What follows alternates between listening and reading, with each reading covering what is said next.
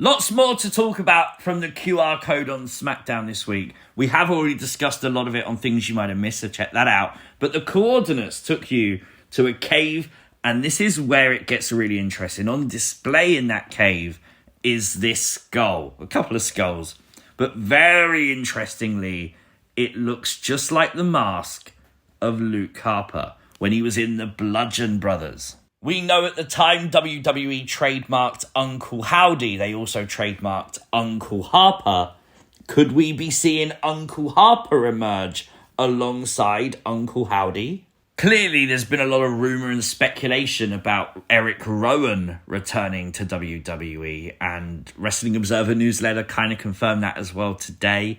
So, still moving parts, still not happened officially on TV obviously yet, but a lot of people now speculating, could Eric Rowan portray Uncle Harper?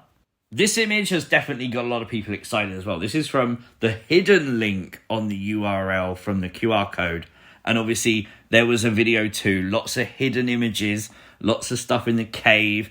All these images are very, very cool. It's stuff like this that makes me a fan of it, because you've got to try and decipher the meanings behind these hidden images. This one, though, wasn't hidden. This one was above the video. You can see here 3 people pulling along like the birds and then casting the shadow on while other people are chained up watching that actually happen. But people have found this, the original photo of that, the original actual picture. You can see at the bottom of the screen, you can see, although it wasn't birds, and obviously WWE has remade it for their circumstances, this is the original. Now, interestingly, that's what we saw on Monday as well. We saw the same kind of image from the same exact thing. So now we know we got to pay attention to this. And when you search about it, it is about the existence of 2 worlds or experiences. It is about 2 radically different states of consciousness and awareness.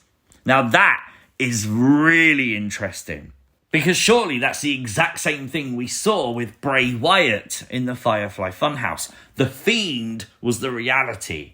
The Funhouse was inside his mind. It was a dream world, as literally confirmed on the Bray Wyatt documentary by Bruce Pritchard. So is that what we're going to see with whatever this new faction is? Are we going to see 2 different experiences, 2 worlds colliding, if you will?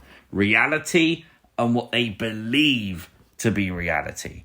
And I say faction again because, again, there was hints to it. With the teases tonight in the video, I set them free, opened their eyes. It's all referencing plural. It's all referencing more than one person. And it does seem very cultish. Even in the actual picture, having people tied up watching the same thing, eventually whatever you're being told, eventually whatever you're being shown, you're going to believe, because you have to survive. So are people being brainwashed here to believe whatever Uncle Howdy's selling? This was the first image you saw, obviously, when you scanned the QR code tonight. And I had no idea what this is, but shout out to Chris Wayne on Twitter, who actually tweeted out saying that this could be a picture of a veiled nun. Reminding everyone that we've seen this before with Alexa Bliss when she portrayed Sister Abigail. I mean, I love that theory. I love the idea that this is purely a teaser for Alexa Bliss. That would be pretty cool. Obviously, it fits with all the other theories that she'd be joining Uncle Howdy too, of course. On Monday's video, we came up with this theory where each letter of the URL represented the first letter of a name. And obviously 5-1 indicating 6. This is the URL at the bottom of the screen of this week's URL. Now, what's interesting is minus Dexter and Rowan, which just needs to be reversed, it's actually the last letter of each individual's name shown on the picture here. WWE can title these URLs anything. So the fact that this fits twice, if we've cracked this on like QR code number 1, I want a medal, please.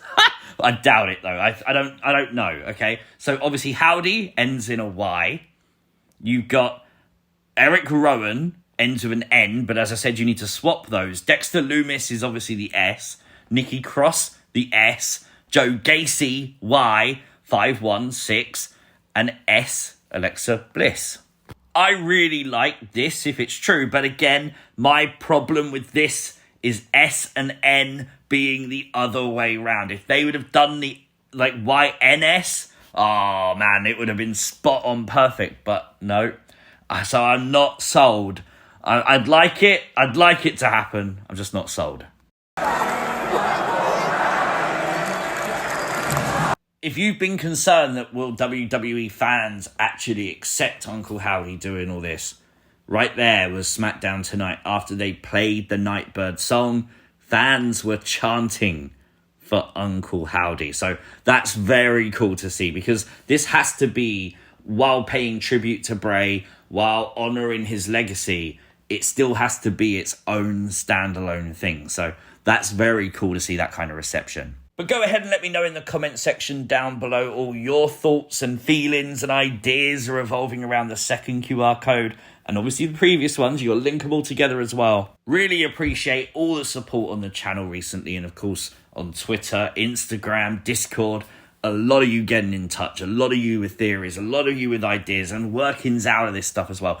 I love all that. Please continue to send me all that. Brilliant. Thank you. And obviously like the video, share the video. And I'll catch you as always next time. Peace!